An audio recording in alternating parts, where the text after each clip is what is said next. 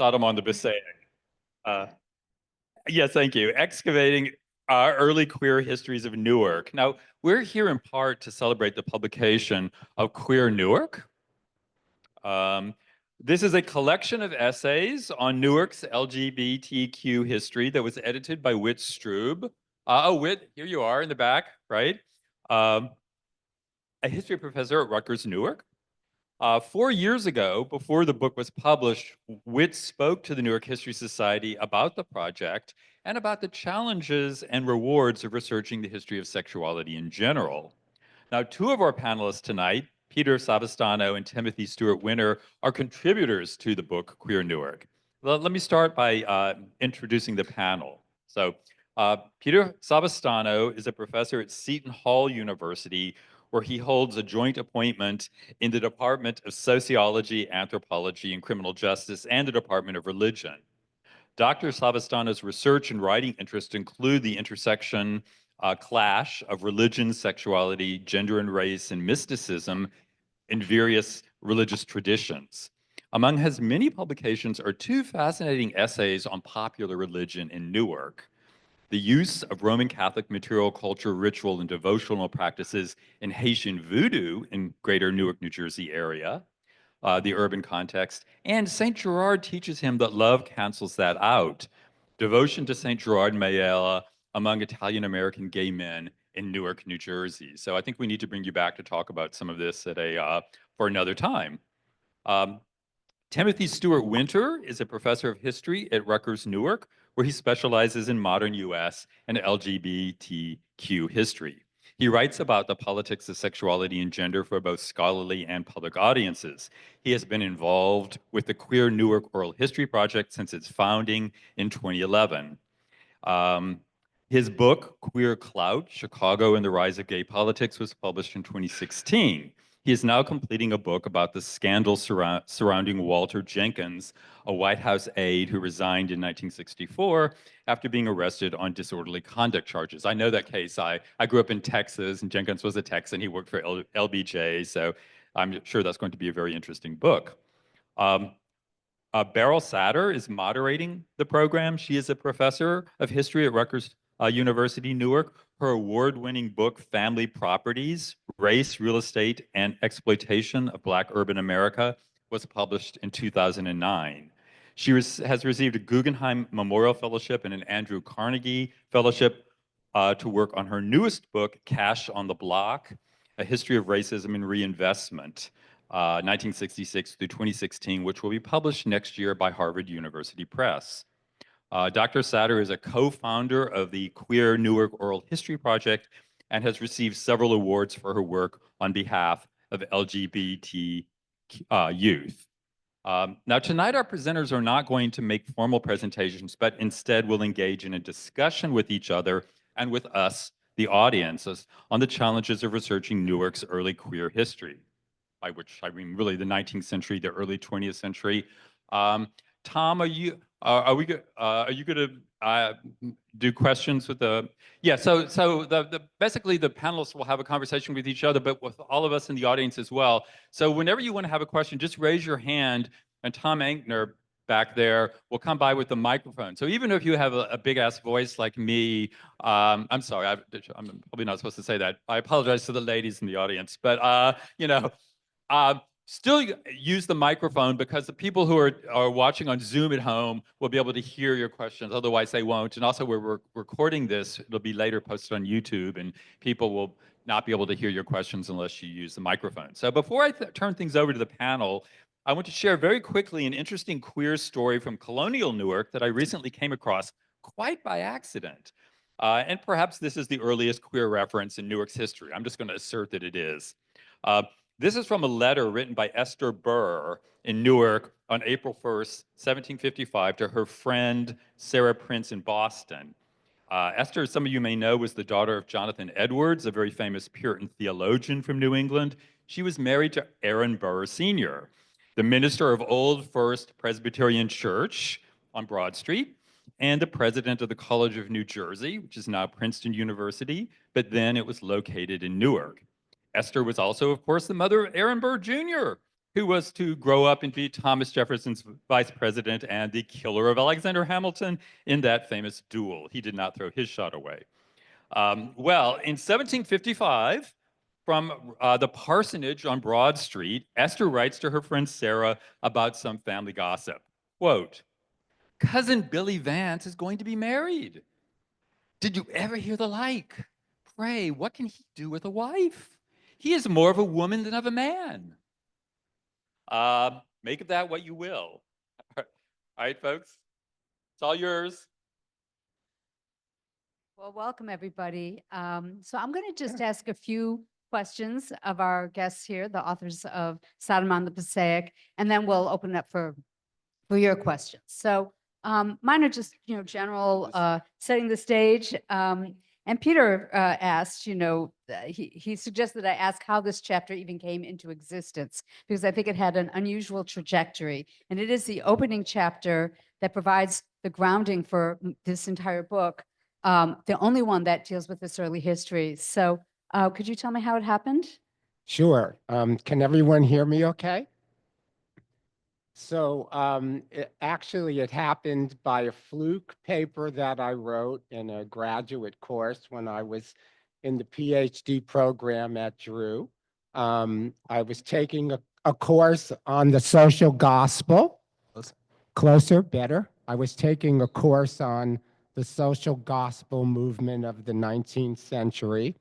And at the same time, I was studying about cities and the way cities are organized, and also reading George Chauncey's Gay New York and Lucy San's Low Life. And I just got the idea if these sorts of activities are going on in other cities, they must have been going on in Newark, my own hometown. So I came here to the library, to the New Jersey room, and found a log of a Vice Squad policeman. And I started reading it. And of course, in those days, any kind of gay activity was against the law. And so I started looking at who got arrested for which vices. And that's how this 25-page paper I wrote became the basis for this chapter. I always say to Tim that it was in a history course. I'm not a historian, and even though I got an A on the paper, the professor wrote in the margins, "You're no historian." And so, ta-da! So that's how it came about. That's how it started. And then Tim, what was your role? So, can you hear me? I picked up where Peter left off, basically. We only had a hard copy of the paper. The digital original was lost somewhere, right? As many things written in the 90s, as was true. But it was a fantastic paper. I have to disagree with your professor. I wish he was here. Yeah, right. You would show him. The research was incredible, and Dr. Savastano had found an extraordinary range of primary sources, just like the raw stuff that historians draw on to make generalizations about the past. And all I did was really kind of update it in two senses, adding in references to more recent historiography, scholarship, scholarly accounts by historians, and some of the ideas that historians have come up with since the 90s, and then also using some resources that weren't available at the time, like digitized newspaper, full-text searchable newspaper archives, to supplement, basically. Well, that Peter's explains voice. a lot, because reading the chapter, you're thinking, who came across these Vice Squad ideas and those records, and who knew to search for like the Noel murder in papers ranging across the country, and how did those ideas even come about? So you just explained the two sources. And the chapter, for anyone who hasn't read it, it's completely intriguing and kind of noirish, because it has, again, sort of murder and mayhem and suicide and cruising and entrapment and all kinds of things going on in the city in the early 20th century. When, as Peter said, of course it's there, if it's life. This is life as it's lived. So I found it, and cross-dressing and cruising and everything is happening in Newark. So do read this chapter and the rest of the book. So as you worked on it, was there any particular story or person that you were like, I can't believe I found this person and I wish I knew more, or I didn't expect it, anything like that? Well, one of the things that really fascinated me, given Newark's very segregated history, is there was an awful lot of socializing going on between the races, particularly in the, I don't know if gay is the right word, since that wasn't a word that existed to describe same-sex loving people in those days. But so that was something that really impressed me. And then there was one man who actually turned out to be a woman. I can't remember her name right now. But that was also pretty fascinating. And just also the way that the detective's name was Brex. And I actually learned after the fact that Vice log is no longer here in the Newark Public Library. It's been moved to some other archive somewhere. People often ask me, where can we look to find out more about this? So I'm thinking there have to be more of these Vice logs. There wasn't only one vice policeman on the Newark Police Department. Maybe they're in the Newark Police Archives, I don't know. But, these are some of the things in retrospect that I continue to think about along these lines. And also, there were many things that, as they say, the more things change, the more they remain the same. Movie theaters, parks, bars, hotel lobbies, all of those sorts of things. I was very taken with the story of Arthur Houston, or Houston, who was 19 years old in 1928 when he left home in Brooklyn, borrowed his sister's clothing, and came to Newark, presumably taking the Hudson Tubes, which really sort of accelerated traffic between Newark and New York, and checked into a hotel here under the name of Miss Dorothy Dix of Hollywood, California. And when he was eventually referred to the Newark Police Department's Missing Persons Bureau, he reportedly told officers that during his short stay in Newark, he had, and the male pronoun was what was used by the newspapers, he had enjoyed himself by flirting with men on the streets and had made an appointment to meet one of the men who had taken him automobile riding. He was attired in a pink dress and white coat and hat. And I loved the idea of someone leaving New York City and coming to Newark to find kind of freedom, right? A chance to reinvent themselves and I mean, the sort of notion that queer life is in New York and that you have to go into New York to find it is an assumption that people have about LGBTQ Newark that is not, doesn't correspond with what we find in the archives. That's my favorite story. It is a wonderful story.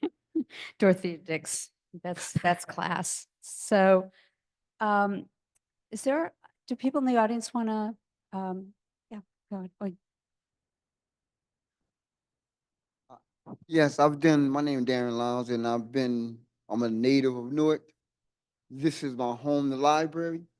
So when I look at words, I look at life in words, especially the etymology of words and how it transformed. I remember at one time, if you say the word fag, queer, if you say the word gay, whatever, they had the same definition. However, today I look at that they want to erase certain words, but they have the exact same definition, such as you can't call no one gay no more. I mean, because that right is offensive, right? Can't call nobody a fag no more because that's offensive. But then they still use the exact same definition that all three had, and they still keep the word queer. The word queer means deviant. If you look at the word, it can also transform into the word evil, wicked, sinful. You get me? But I'm saying to myself, this way of thinking, this way of promoting, you know, people need to look into what they're saying more so then they don't. Because you have certain people will weaponize words, right? That have the same definition, keep some of them, but erase the rest. We need to be what I call, and I do my best to do this all the time, critical thinking. Also, in Newark, Newark and New York, Connecticut, Pennsylvania, Rhode Island, all of them connect together. As I was growing up and I went to some of these different places, I see no difference in many ways. You know, of course, different coastlines. But when it comes to talking to people where I do, so also think also in a manner that is social and psychological. You know, I think in those ways too as a critical thinker. And I used to be a mailman, so I met a lot of people, you know what I'm saying, as I went along. And I have to tell you one thing. The only differences between any point and place in the world is certain cultural differences pertaining to foods, pertaining to clothing, pertaining to maybe certain particular ways of behaving. But you have people with queer tendencies, you know what I'm saying? People who minds are transfixed on transgenderism, as they call it now, which we at one time it wasn't called transgender, it was called transsexual and stuff like that. But if you look at it, they all have the exact same definition. Right, It's just right. that every time you turn around, they try to make, and it's political. It's This is an political, excellent and question. they want to change around. It's just like they used to call us, excuse my language, niggers, Negroes, blacks, colors. When Jesse Jackson and all the rest of the black people in the 80s start calling us what? Right. They start calling us African Americans. Let's go back to African movement. Now these days, to me, it seems real crazy and ignorant and disrespectful, and calling yourself a black and brown person. And That, see, right, everything is to, like you just said, Yeah. segregate. Right. So And the this is, segregation of stuff, that Yeah. is what causing a lot of trouble in this right, world. right. That's a great question, great thoughts. And it gets to really critical issues. As you said, we can't probably talk about all the things you mentioned, but we can certainly talk about the main point, which is these names. What do the names mean? What do the labels mean? The labels keep changing. You know, sometimes a label that's offensive in one generation is not in the next. Sometimes it goes the other way. And that is actually, as you're pointing out, it's a big conceptual problem. It's a problem, especially in LGBT history. And it's one that the people who contributed to Wittstrub's volume Queer Newark had to think about all the time. And we're still thinking about it a lot. So let me ask our panelists here how you dealt with, our authors, how you dealt with that issue, the exact one that this gentleman raises of names, you know, then how they shift, how you identify someone when it's 100 years ago and you have no idea how they identified themselves. Well, I usually just stick with the language that people use to describe themselves, but also just to add, for example, one of the reasons why the word queer came into fashion is because as we come to understand more about human sexuality and its complexities, it's no longer as simple and easy as we all have fixed sexual orientations. I often say, for example, to my students, there's a whole set of theory out there that the only reason why we have fixed sexual orientations is because Freud told us we're supposed to. And then we all fell into place as a result of it. So queer is kind of an umbrella term that came into fashion in the 90s with the emergence of queer theory. And it was an attempt to cover all of these different complexities. And there is a difference actually between transsexual and transgender. Not all transgendered persons undergo reconstructive surgery, for example. So,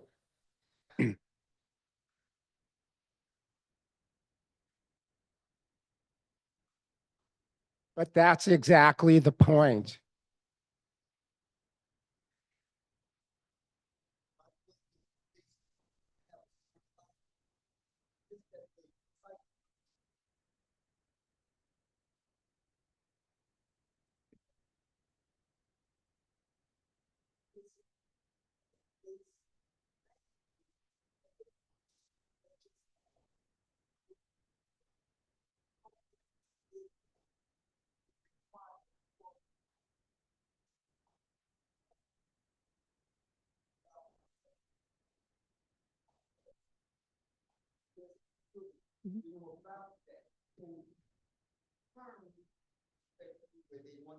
Right.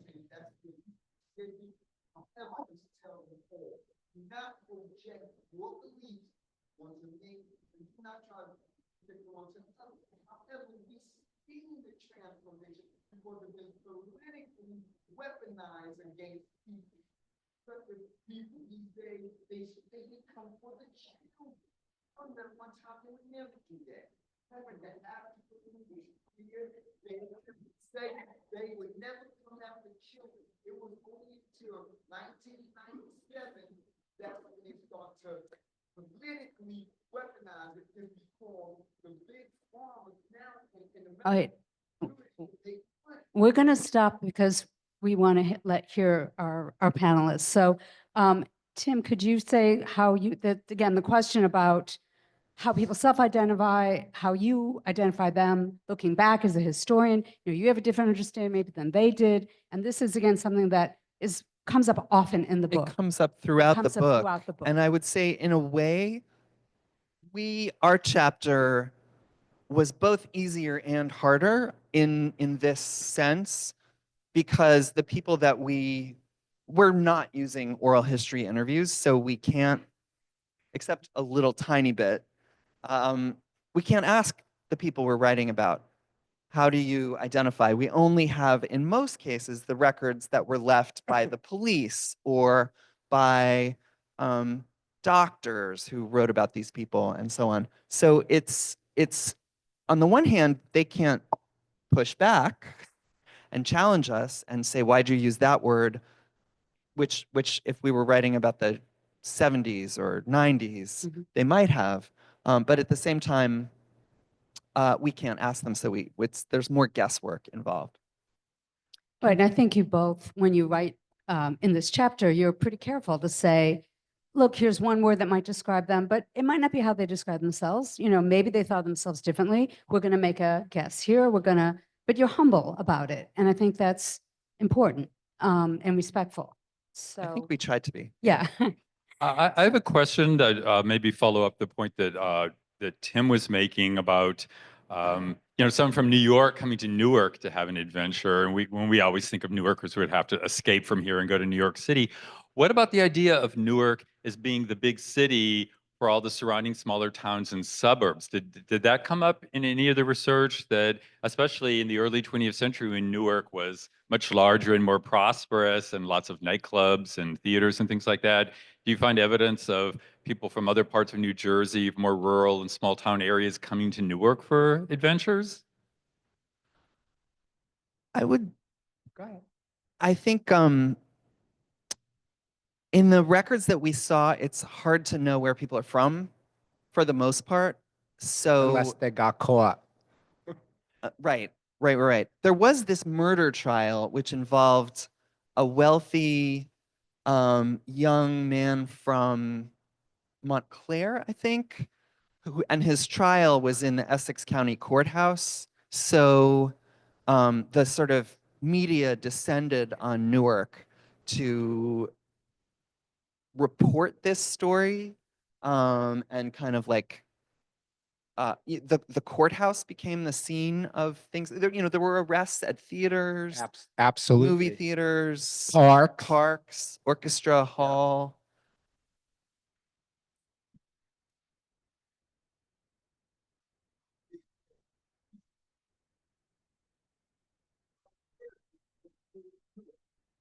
They always start splitting them up because there were more zip codes and stuff like that. So in actuality, the rest of the town talking about, they paid homage to Newark. Newark is the hub. Newark was the gateway to New York of the city. So that's what you're just saying, yeah? Yeah. Yeah.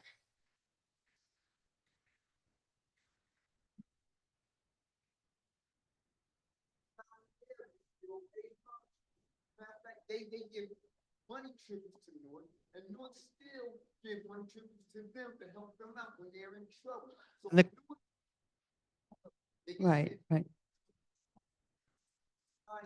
New York, Philadelphia, and even Philadelphia could not do without Newark. And throughout the period that we're talking about, Newark was one of the biggest cities in the country. It was, I think 400,000 people lived here in the 1920s and 30s and 40s. And the construction, the railroad, first the port and then the railroad really made Newark a center of manufacturing and so on. So that case was an example because it's hard to find the traces for the queer history of Newark and and much less the people outside of Newark who came to Newark to have a gay life. But you found a little bit through this trial. Yeah. Yeah, a little bit. Yeah. Tim So or it has Tim, to are there be- any people online who, people on Zoom who have questions?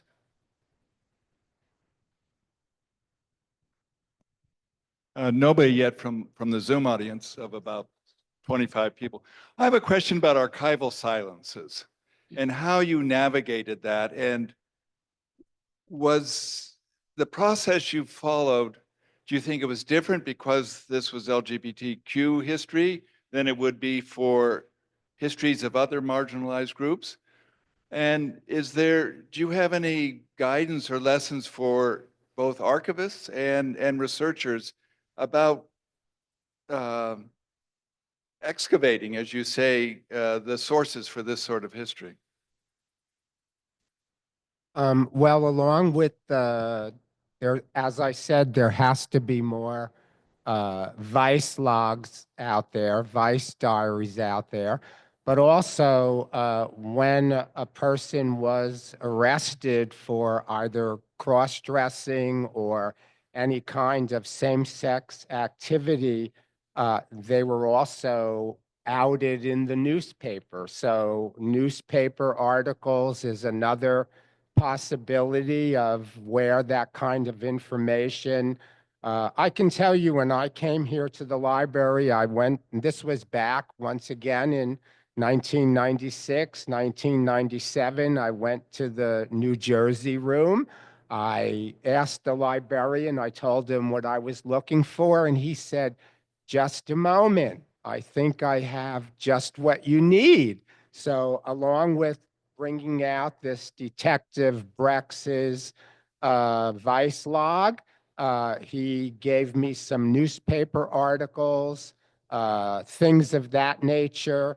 And that was all I had to go on at the time. And for my purposes, which is why I'm not a historian, it seemed to do the job, So, but if I had to do it all over again, I would want to do more digging in those areas.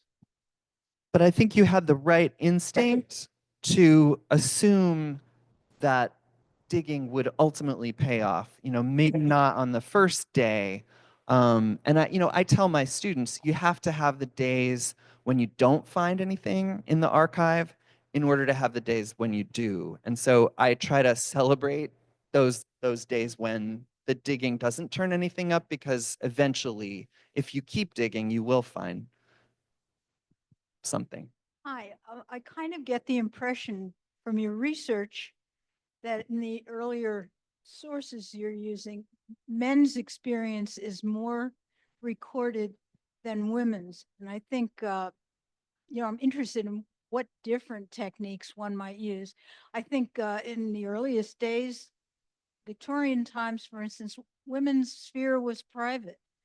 Men's actions were more public.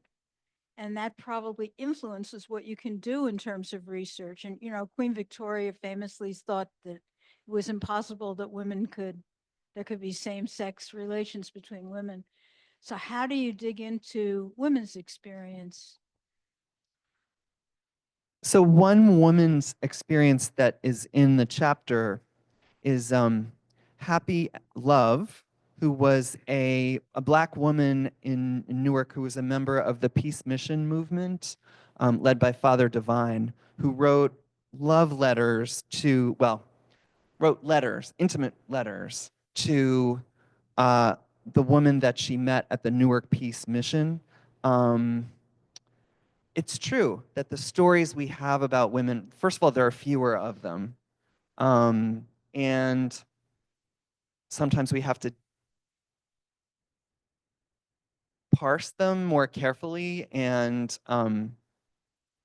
make guesses, but sometimes the language may be coded, but it's also, it's a different kind of source that you come across. We definitely have more information about gay male than lesbian life. Yes. Do you have a question? Wait, I'm going to let somebody else ask a question since you've spoken a few times.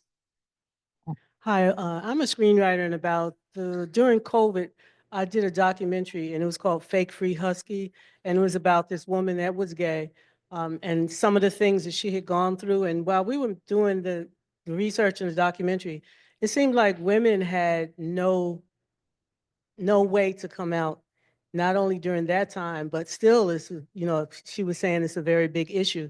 And she was at the point, because she's kind of, looks masculine and stuff, she had to often fight men that were resented by the way, that she was.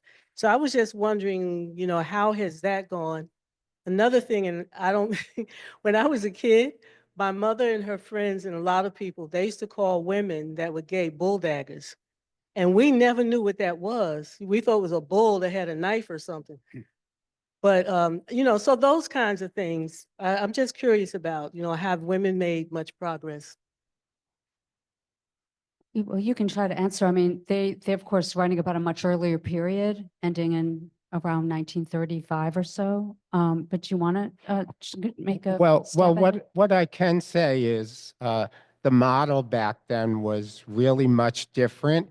It was somehow gender got conflated with sexuality. So it was automatically presumed if you were a woman who desired other women, that meant you wanted to be like a man. And if you were a man who desired other men, that meant you wanted to be like a woman. And in a society where patriarchy is what ruled, the greater offense would be for any man to abdicate his masculinity. And that's why one of the arguments I have long made is that what is really at the basis of homophobia is actually hatred of women, right? Because what could be more arrogant? First of all, what could be worse than a man wanting to be a woman, and what could be more arrogant than a woman wanting to be a man? So I've often held the theory that it's really hatred of women that is at the basis of so much homophobia. And it's really the most violence happens when people cross the gender lines more so than who they actually have sex with. because that gender binary system needs to stay in place. We're seeing a great backlash in our country right now around these kind of issues as a result of that. I know there's some Say something? students, I'm sorry, I know there's some students here. Would any of the students have some questions? I'll just say one more thing, an answer to this lady's question, which is that the rest of this book, the Queer Newark book, does cover more recent history, 1945 on, and it's full of stories about contemporary queer and gay and lesbian and transgender communities here in Newark. And it would give you a sense of how people do survive, you know, the communities they form, and the cultures they produce. So it's not the focus of this discussion, but it's much of this book does tell you that story. So I would recommend it. Okay, yeah. So my question is, obviously Newark at the time was a sprawling area of various ethnic groups, racial groups, and class divisions when you're going into certain neighborhoods. Did you see certain districts in the city that had more places where people got together? Did the cops hone in on certain districts that they deemed easier to I don't want to use the word prey upon, but investigate, and if there was was there a lot of intermingling, or did each district by ethnicity or class have their own kind of districts? And how did word get around, of where to go? How much were people intermingling? And what did you find out in terms of that part of the research? It's a little hard to say, to generalize about intermingling. One thing that the police definitely sought to keep neighborhoods segregated, right?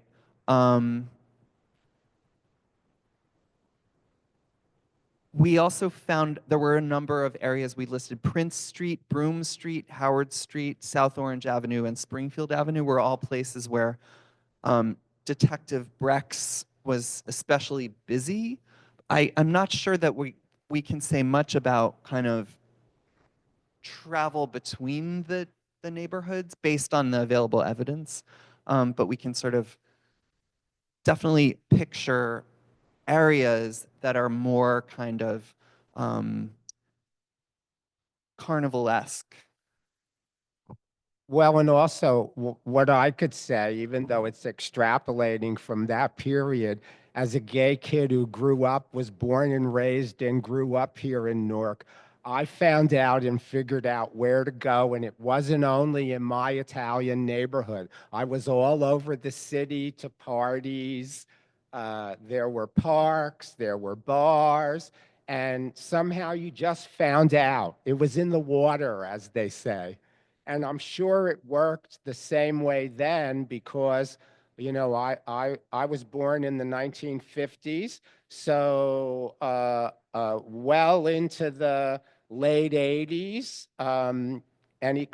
there were sodomy laws.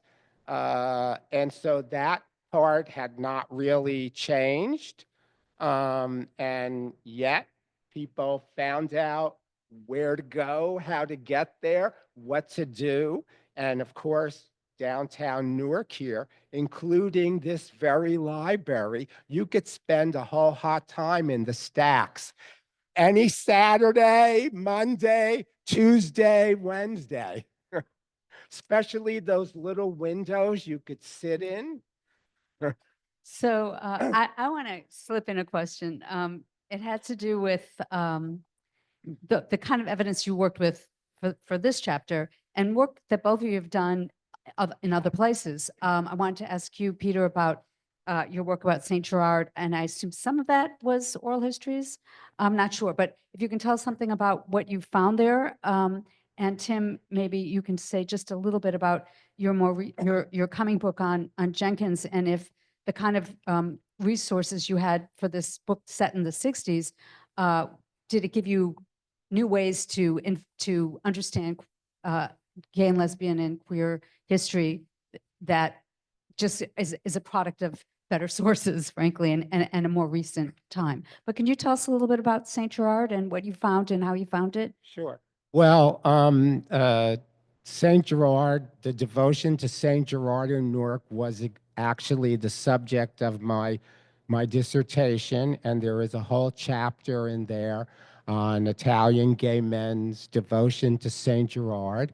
I am actually from a family whose mother was a Saint Gerard baby, so I grew up in that tradition, and I thought if I'm a gay kid and I'm from this tradition, I can't be the only one. So when I began doing my dissertation research, which was essentially anthropological ethnographic field work, I conducted numerous oral histories and other kinds of interviews. And, you know, maybe this is an answer to the previous question about how people find out things. You ask somebody a question, they ask you a question, and when they feel comfortable enough to reveal themselves, they say, oh, I'm from a family who's devoted to St. Gerard and I'm gay too. One of my primary informants couched it all with, he likes to go to Provincetown. So I had to pick up on that cue and press it a little further. So there was a whole chapter in there on all of these Italian-American gay men who were very devoted to St. Gerard. And if, for those of you who may not know, St. Gerard is the patron saint of infertile couples and expectant mothers and safe childbirth. And the lore is that if you say if you can't have children and you say a novena to Saint Gerard, you'll start having children like rabbits have bunnies. So some of these gay men felt that Saint Gerard helped them find their partners in the same way that Saint Gerard helps infertile couples have children. So that's how that chapter came about. That's And- really interesting. Go ahead. I love that chapter. And one of the things that's coolest about it is, I mean, which was also published as an article. Yes. That I highly recommend, is the way that you uncovered how gay men picked out threads, if you will, from a culture that was not organized for them, right, and reinterpreted them to align with their own experiences, which I think is, you know, sort of what we're all doing, right, all the time. But it's a really powerful kind of example of finding queer people and meaning and community in a place you might not have expected. And I will say the title of that chapter is St. Gerard teaches him that love cancels that out. And that title came from one of the questions I asked one of these men is, given what the church's teachings on homosexuality is, how do you reconcile your devotion to St. Gerard with the teachings of the church? And his response to me was, St. Gerard teaches me that love cancels that out. And Tim, did you want to say something about oral histories and the work you're doing for that you're working on for the book that's about to come out on Walter Jenkins? I'll try to connect. Oh, I mean, so one of the things that book is about someone who was arrested in 1964 and lived 21 more years and never came out, right? Stayed married to his wife, you know, continued to, well, he was forced to resign from working for the government, which is what he had been doing for 25 years, but he never had a gay identity or lived a gay life, even though he was very spectacularly kind of like arrested and purged. And I really am grateful to his late daughter, Beth, who, you know, was willing to say to me, I assume my dad was gay, but I never asked him because we didn't talk about it, right? And she kind of made me feel comfortable interpreting this evidence differently and asking other people, you know, who were basically willing to talk to me only because she kind of blessed my doing this research. But the question of identity, you know, I think comes up again and again. How do you identify someone as gay because they were arrested For same-sex for activity. same-sex activity?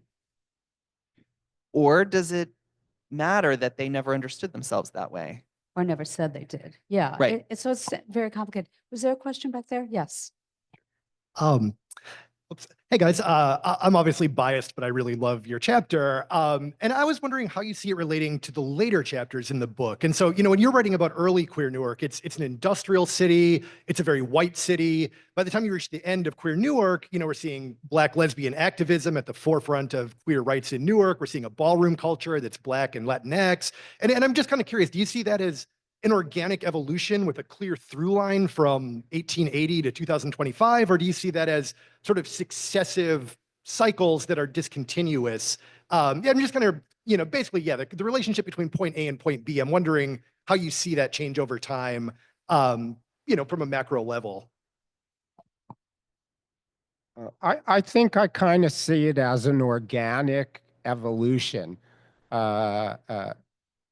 Because our chapter is the first in the book, you can really see with all of the other chapters the way sexual identity becomes more and more fluid, more and more complicated in many ways, nowhere's near as fixed and stable as I certainly was thinking about it at the time that I was doing the initial research for this article.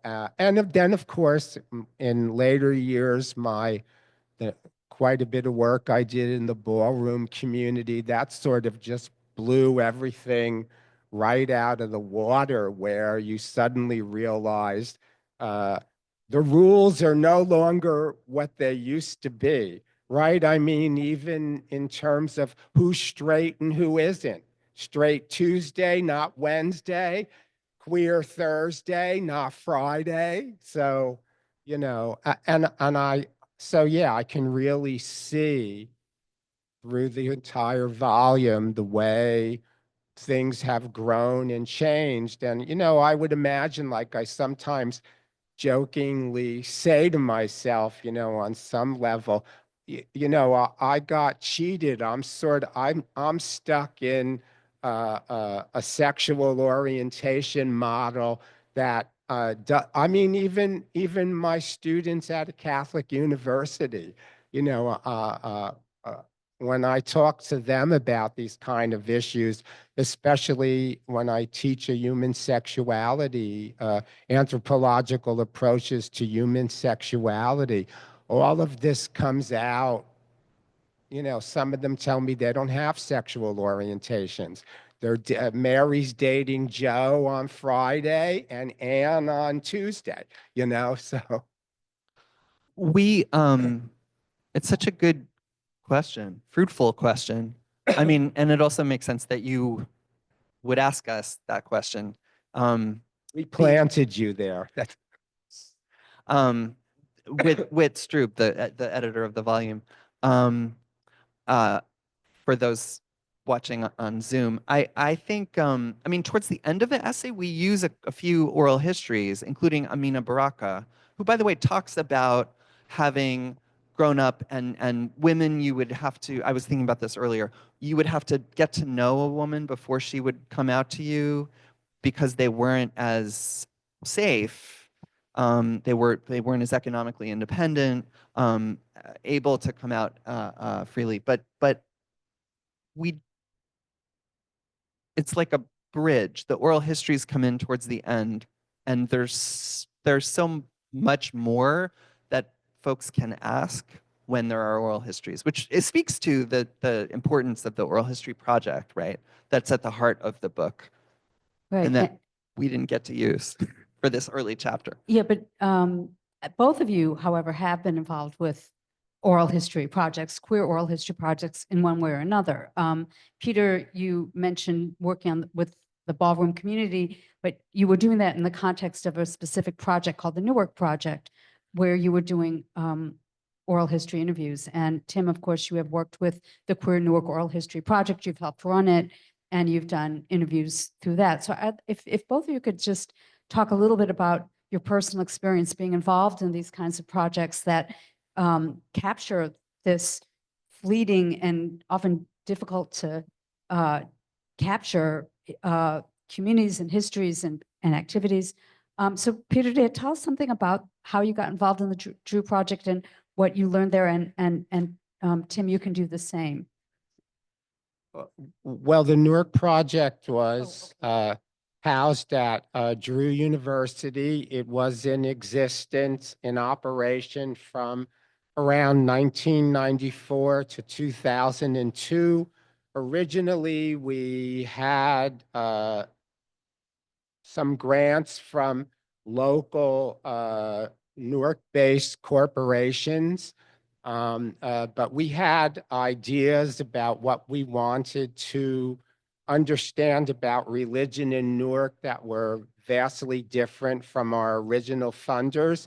Eventually, we got a fairly sizable grant from the Ford Foundation, and that enabled us to research every single facet of religion in Newark. And that did not mean for us going to churches and synagogues and mosques. It meant, and particularly in my case, because I was so interested in, I mean, I grew up in a generation where one of the sayings was, you can't have gay and God. It has to be one or the other. And I kept thinking, wait a minute, I'm a really spiritual person.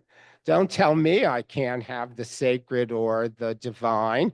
There have to be others that think that way. So I began to research how LGBTQI people deal with the spiritual dimensions of their lives. And one of the places that I did it was in the ballroom community in Newark. I had to do certain things for me to be able to do oral histories of the members of those communities and hear about how they deal with it. I do remember one gay man who I interviewed told me one of the most fabulous stories. He said, oh, I go to church every Sunday, but they don't know it's me. I said, what do you mean they don't know it's you? Well, I put on one of those big crowns and a lot of makeup and a nice church dress, and I go and clap and sing with everybody else. They have no idea I'm there, right? And then there were others who practiced all kinds of meditation, but the real purpose of the Newark Project was to provide experience-based learning, both for doctoral students and also for students studying for the ministry in the seminary there. And in fact, for quite a few years, I taught a course called Urban Religion, the Newark Track. I would teach it in the summers here in Newark, and actually thanks to Rutgers in Newark, they provided me with a classroom in which I could conduct the course, and I would take the students out into the streets of every neighborhood of the city. And then also one of our jobs was to document religion in Newark. So for example, what was a church and is now a Burger King? What was a bank and is now a church? What was a Dairy Queen and is now a mosque? What was a church and is now a drugstore? What was a synagogue and is now a church? Right? It's fascinating because it shows you set out to look for religion and you ended up finding an enormous amount about gay and lesbian and queer and transgender lives. So wherever you go, the end result could be finding this community if you're open and willing to look. And I think that's one of the beautiful things about that whole project. And Tim, I just want to put out a plug for the Queer Newark Oral History Project in general. The website has, you know, all of these extraordinary interviews that not just I have done, but other folks who are in this room, folks who are not in this room but have been deeply involved. Rutgers-Newark students, many of them over many years have collected, you know, I think it's like 100 oral history, higher. thank you, Christina Strasburger, who's one of the co-founders with Beryl Satter and Darnell Moore. And an unrelenting interviewer. And an unrelenting interviewer, yes. Dogged interviewer who and contributor to the book as well. You know, this book is built on and based on all of those stories from Newarkers. Some of, most of them still live here or around here. Some of them have moved away either before we interviewed them or after. Right.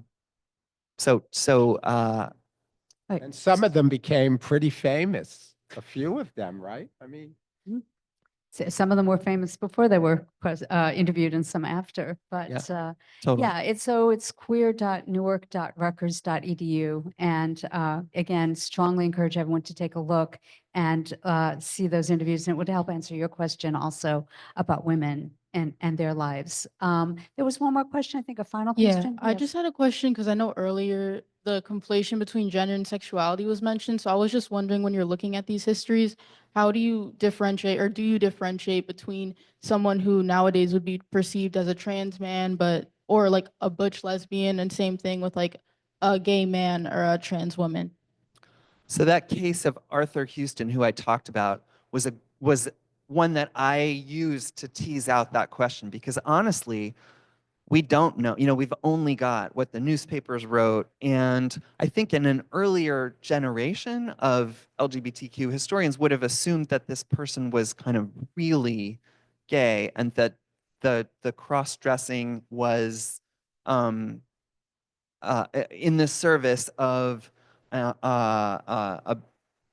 making that identity possible. And I think more recently, we've learned that we shouldn't make that assumption. And I think, the way to do it is to be self-conscious about acknowledging what you don't know. Here's the best guess we can make, but someone might come along in the future and have a new perspective, right? That leads to a new version of what was going on here. Yeah, It's a good question. I think you guys raised some really interesting questions about identity. And of course, when you're looking at contemporary periods, people have more of an opportunity to talk about how they identify themselves. But, books that used to talk about women who cross-dressed as men, always it was, oh, they're lesbians. And now it's, Exactly. they're like, well, maybe they're transgendered. And, so I found that weird little quote about cousin Billy Vance from Esther Yeah. Burr. It's like, oh, he's more of a woman than a man. So I haven't been able to find anything about Billy Vance. Maybe we never will. But, that's very interesting. Was Billy Vance someone who we would today think of as gay? Would he think of himself that way? Would he think of himself as a trans person? Maybe he was a straight boy who was just kind of a sissy boy. I mean, it's really hard to know. And, but yeah, these kinds of things are very kind of intriguing and puzzling. So, yeah. Yeah, Tom. I just wanted to say one thing that you, Dr. Savastano mentioned the police ledger you worked with back in the 1990s. We do still have that. Oh, Actually, okay. we digitized it, so it's available. Oh, online. fabulous. It's at digital.npl.org if anyone wants to look at it. It's Frank Brex, B-R-E-X. So if you go to digital.npl.org and type in Brex, it'll come up right away. So we can all look at it from home? You can all look at it from home. Cool. Are there more of them beside I don't think so. I Detective think that's the only Brex's? one that we have. Yeah. I think we Donated to us at some we have point. time for another question if there's anyone in the audience who has a question. I want to say, Yeah. it is actually rare for a police record from that long ago to be preserved. That's this kind of rich with detail. Police departments don't usually like to keep their records for very long, and they, if they have kept them, they don't let anyone else look at them typically. So I think it's really an important document, and I'm so thrilled that it's digitized. That's awesome. And it might be worth taking a look for any of you who are interested. There's a very good chance, given who I was back then, I may have missed a lot that is staring anyone else right in the face, and somehow I did not see it because I was looking for very particular things at the time. Well, why don't you join me in thanking our panel for a really interesting discussion?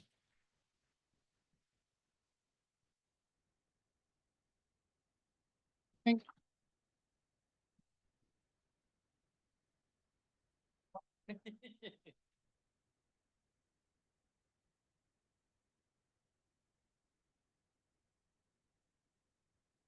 to turn this off? What do you do? I'm not sure. All right. Someone else will figure out. Yeah, I know. I don't know how to turn this thing off. This thing over here. Someone else It's a figure it out. button. I got it. No. Okay.